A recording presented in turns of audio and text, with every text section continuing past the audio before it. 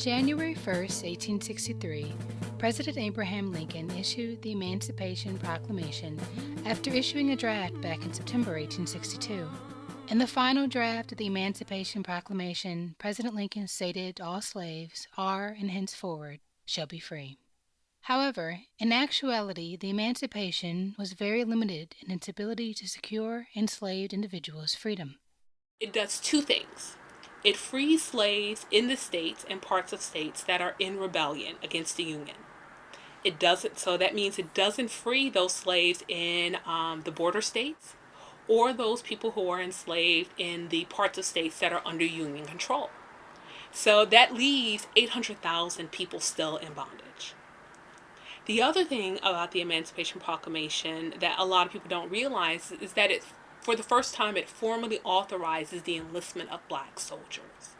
They hadn't been authorized to enlist formally until the Emancipation Proclamation. So it does those two things. It frees the slaves in parts of states that are still rebelling against the United States, and it authorizes the enlistment of black soldiers. Thus, one critique of Lincoln's proclamation is that it was only given out of military necessity. On January 2nd, the proclamation was printed in newspapers throughout the South, and despite its limitations, it was significant because it sent a message both to enslaved individuals in the Confederacy that enslavement would no longer be tolerated in the United States.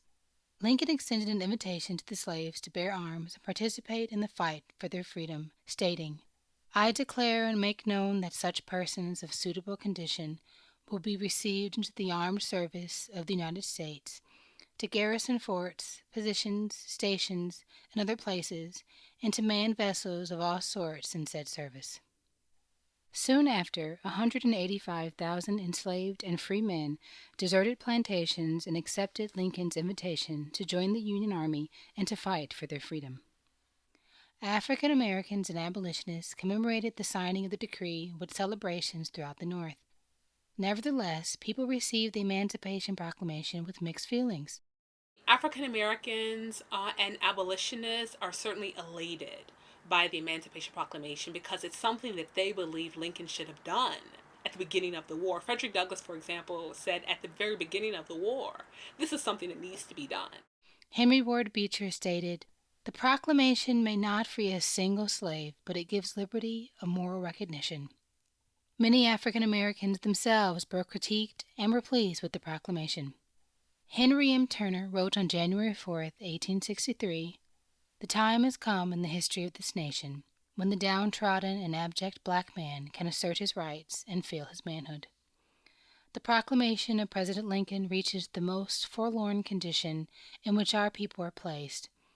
The first day of January 1863 is destined to form one of the most memorable epochs in the history of the world. The seeds of freedom, which are ever rejuvenescent in themselves, have now been scattered where despotism and tyranny, ranked and riled, will be watered by the enlivening dews of God's clemency, till the reapers shall shout the harvest home. Northerners feared that the proclamation would create a vast migration of self-emancipating blacks to the North. In the South, there was a fear of slave rebellions, and some Southern plantation owners sold their slaves further south to keep them from learning about the proclamation or crossing into Union Army lines. Even with the Emancipation Proclamation being issued, most Confederates don't recognize Lincoln's authority.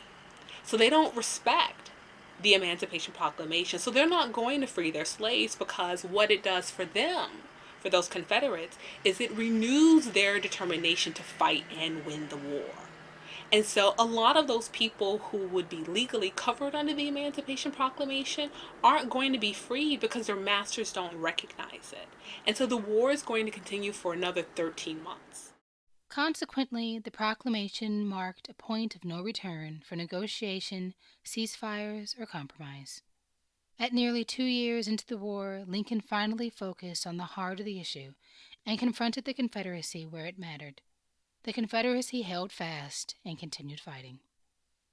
The Emancipation Proclamation laid the foundation for what would become the 13th Amendment, issued 2 years later on December 6, 1865. The importance of this document and day can be best left in the words of Frederick Douglass, acknowledging the Emancipation Proclamation, a quote, worthy celebration of the first step on the part of the nation in its departure from the thraldom of the ages. The Emancipation Proclamation is important because it's one major step towards the abolition of slavery. It's one major step towards the United States redeeming itself of what many call the original sin of slavery. It's significant because it turns the war into a war not only about preserving the Union, but also about destroying slavery. So that's one of the reasons why it's really important despite its limitations.